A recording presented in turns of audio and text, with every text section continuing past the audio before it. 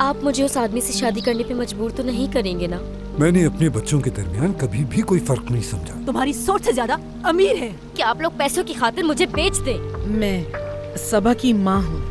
ये तुम क्या कह रही हो? सबा कौन है? मैं नहीं जानती। क्या हमने ये तय नहीं किया था कि आज के बाद कभी नहीं मिलेंगे? उसकी बातों में मत आए आप, वो बहुत चालाक है।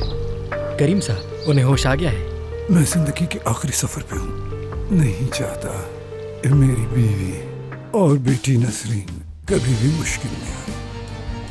हिकमत, हिकमत, हिकमत चला गया। बाबा की मौत की जिम्मेदार तुम हो। दफा हो जाओ यहाँ से, जहन्नुम में चली जाओ, हमारी नजरों से दूर हो जाओ। खामोश। तुम्हारी वजह से मेरे बाबा चले गए और बहुत जल्द तुम भी इसी जगह पर होगे। देखिए ड्रामा सीरियल इश्क एक गुनाह आज रात 7 बजे सिर्फ ऑन टीवी पर।